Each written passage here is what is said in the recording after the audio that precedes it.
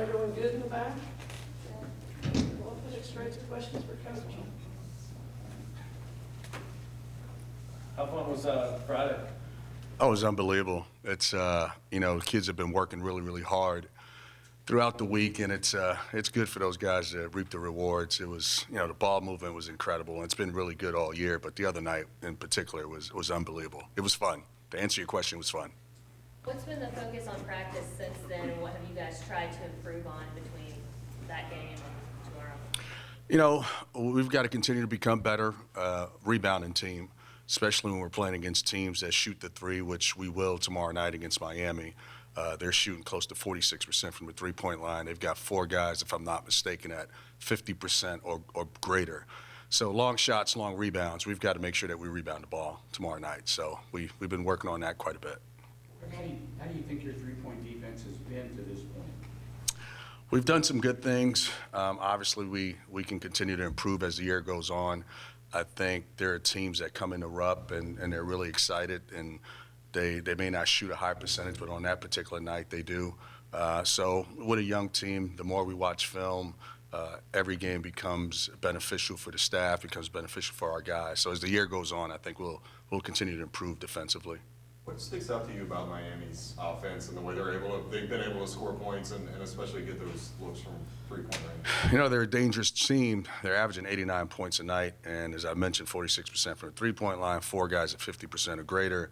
They've got 4 guards on the floor at any given time, and their 5-man essentially is a hybrid modern big man, a guy that can beat you off the dribble. If he rebounds the ball, he can push the ball in transition, which makes it dangerous because there's no post presence. So our bigs have to be conscious of running back in transition and guarding the three-point line as opposed to running to the blocks. The way you describe them, it kind of sounds like a similar team to you guys. Would you say that? There are some similarities.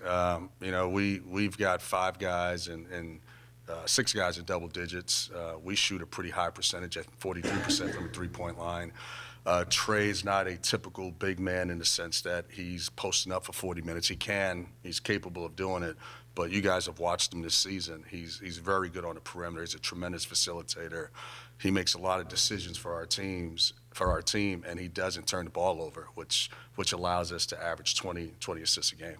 Outside of the three-point shooting and the run and gun pace, what have you seen, maybe some of the more subtle things on film from Miami that you've seen? They play free. They play confident. They've got older guys on the team, experienced guys who've done this before. They don't play. They play like a team that's connected. I think that's the biggest thing as you watch those guys. And in today's day and age, where we've got so many kids transferring from the portal, early on teams are not as connected, and they seem to be like a team that's very connected. What stuck out to you about Rob and Reed in this kind of role they're playing where it seems like Cal's kind of thumbing them in even before the first TV timeout? Those guys feed off one another. We feed off those two. They've got a tremendous chemistry. It's not just those two, our entire team, I feel. For a young team and being as early as it is in the season, we have a chemistry, and we seem to be connected.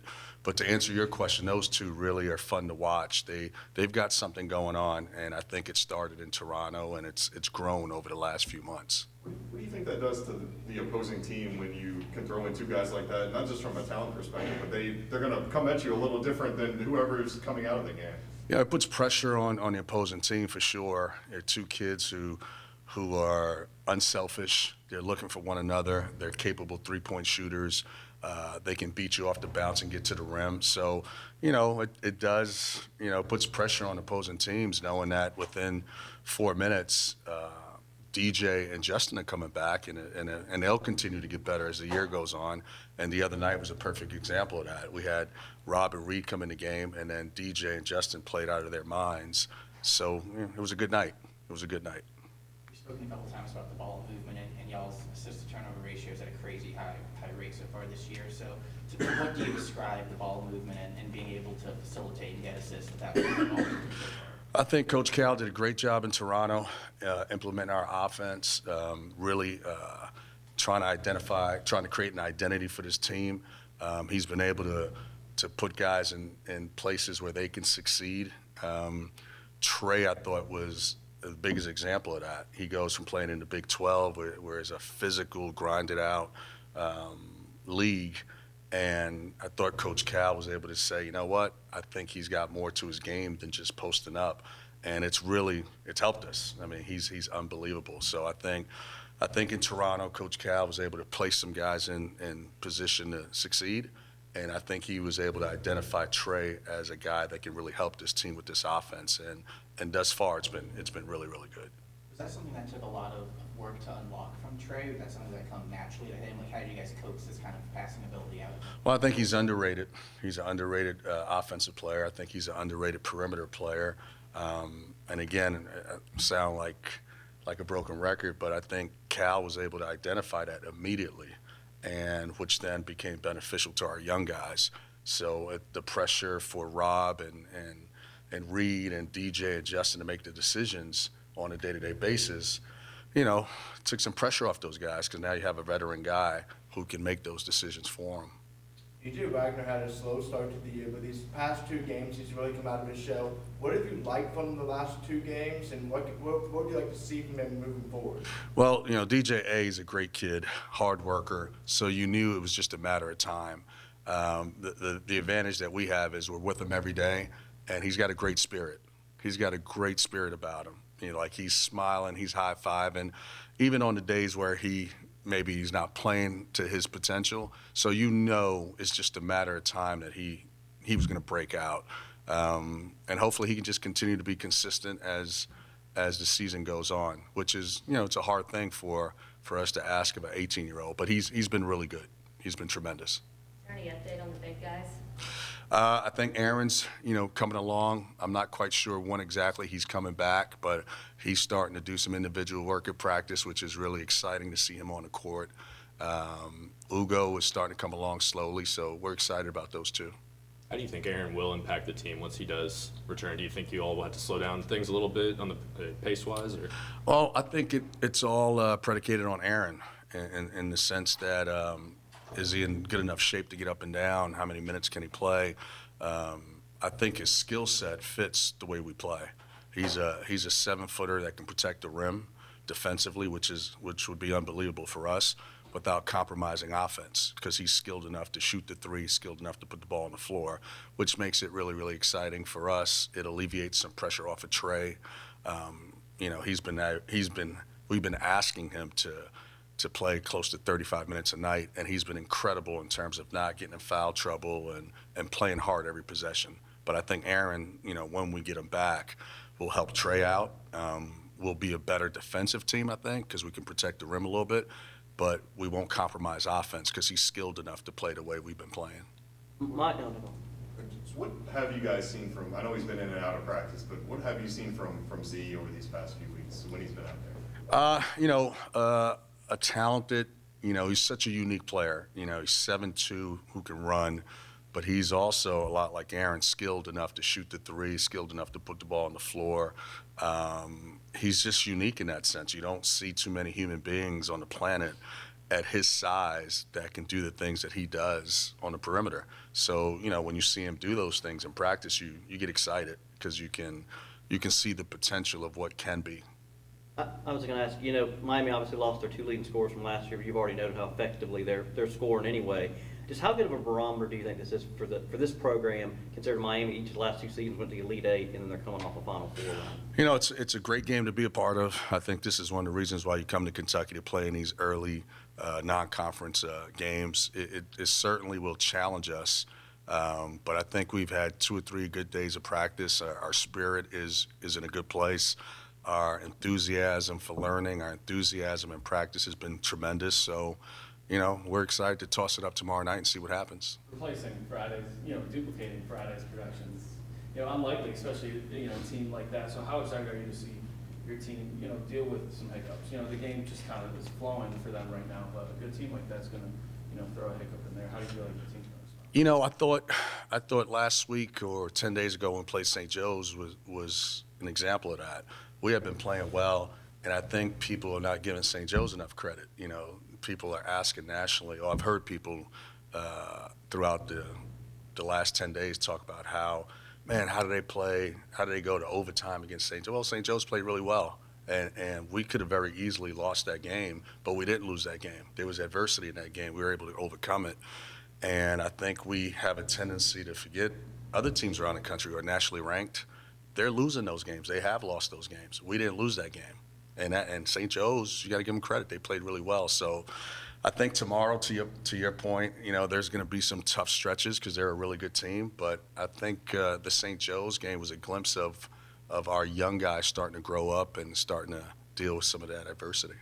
Defensively giving up maybe more points than you want. Is that because of the pace you play in offense? Because Miami's similar where they give up a lot of points too. Is that just kind of a give or take thing, or is there something you can improve on still? No, I think we can continue to improve on a lot of things. Particularly with a team so young. I think situations, coming out of timeouts, whether you're on defense on an OB or offense, shot clock, coming out of a timeout. Is it a short clock? Is it a full clock? All these situations are completely new for our guys, so I think we can improve on those things, and they have improved, and they'll continue to improve. How rare is it to have guys, 4 or 5 guys consistently scoring in double figures night in and night out? It's such a hard thing to do, even with a veteran group. It's just a hard thing because you don't have enough skilled guys on one team to score double digits, and for us to do it, and to do it with a bunch of young kids, really, they're not getting enough credit for it. And I think Trey Mitchell, I mentioned him earlier, he's a big part of that. He's one of the better transfers in the country, in my opinion. What he's been able to do and how he's been able to gel with this team has been incredible. Can you get those young guys to buy into that kind of mentality? I mean, Reed had the 25-point game, takes one shot the next game. Rob had like 5 rebounds, 5 assists before he even took a shot the other night. What is that? Just in them, or are you guys talking to them throughout the preseason? I think they're really talented. I'm stating the obvious, but I think Coach Cal's done an unbelievable job of creating a fun environment. I think those guys enjoy playing. I think they enjoy playing the style of play. I think they enjoy playing with one another.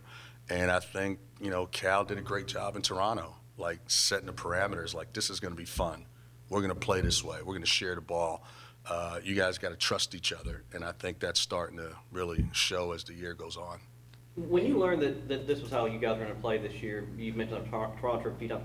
I mean, did that surprise you just because of you've worked with Cal in the past, but this is obviously a kind of a big departure from how he has played stylistically? Well, this is my first year here at Kentucky, so I'm not quite sure how they played in years past there. But when we were at Memphis, we played at a fast pace, and we shared the ball and maybe didn't shoot the ball as well as this team, but we certainly played up and down. And so to me, it just reminded me of the style of play back in 2008. Anything different about Cal from then to now? Surprisingly, I think he's as driven today as he was back then, as excited to coach every day. He comes in with an unbelievable enthusiasm and passion. I mentioned it earlier. He creates a fun environment for the players, but also for the coaches, right? Like, we're having fun. I think the kids are feeding off of that, and I think he's created that environment. Yeah, he's as driven as I've ever seen him before. He's as passionate. He loves being around these guys. They enjoy being around him. So it reminds me of my years with him at Memphis.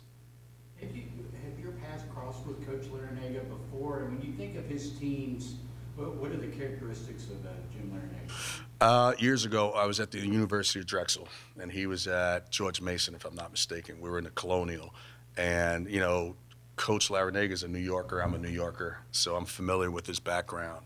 And he's always had disciplined teams, really good offensive teams. Everywhere he's been successful. They're not going to beat themselves. George Mason, they did not beat themselves. Obviously had an incredible run to the Final Four. He goes to Miami. They're not beating themselves. They've been one of the better teams, if not the best team in the ACC in recent years. And dating back to Bowling Green, his teams are super disciplined, unselfish, and really good on offense. Obviously, the focus is on, tomorrow night, this year's team, but it's only push on the top team since the 24 signing clause got announced. And you obviously had a big role in that along with the other coaches. So could you touch on each of those 4 signees and what you hope they'll bring to Lexington coming year? Well, I think collectively they fit what Coach Cal wants. So I think first and foremost we found the right fit for Kentucky and found the right fit for Coach Cal. So I think often guys get caught up in rankings, and they may be ranked really high, but they may not be a good fit for that coach. And then you realize, man, you know what? That's never going to work. I think we did a good job of finding the right guys for Coach Cal at Kentucky, and so far they've had a good fall, and we're excited to watch these guys throughout the year. I remember SEC Basketball Media Day, I asked Cal about you, and just like unprompted, he brought up that he kind of felt like you've been the key force in recruiting since you got back there. How much, I mean, I know like that's part of the job description, but does that feel good that you're, like Cal went out of his way to mention what you've brought to this program already in that? Yeah, Coach Cal's great that way. You know, he's always trying to promote his assistants in the program. But truth be told, you know, Chin, Orlando, and Brew, and Coach Cal, I mean, they've done an unbelievable job. I mean, they had the #1 recruiting class last year. So it's not like they've been struggling in that category. I mean, Cal's been generous in his words, and he's been great in terms of trying to promote me. But truth be told, they had the #1 class last year. They've had the #1 class in years past. This is something that they've done really well over the years. But to answer your question, it feels good. Yeah. Just in general, how's the first few weeks working here been for you? Any surprises about it so far? It's been great. The people in Lexington have been awesome. You know, I've been to Rupp before as an opposing coach when I was at South Carolina. I spent 5 years with Frank Martin. It was a different welcoming when we walked in. So it's good to have Big Blue Nation behind you as opposed to them booing you. The people have been good. The people at the school have been tremendous. The kids have been incredible. And as you guys mentioned, Coach Cal and the staff have been unbelievable with me. So it's been good. It's been really good. I know you try to approach every game the same way, but when they've got another shot at a top 10 team and they've got them at home this time, do you see the guys getting excited for one like that?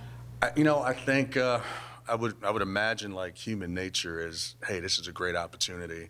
But our guys, they've been that way every game. They really have. You know, sometimes when you have a young group, you're kind of concerned if they're up for the game. I think a month ago, we played Georgetown in an exhibition, and I remember asking the young guys, hey, you guys excited? And like, they were like genuinely excited. And so that's been good. That's been really good because I think they just want to play and compete. But to answer your question, I think it's a great opportunity for us.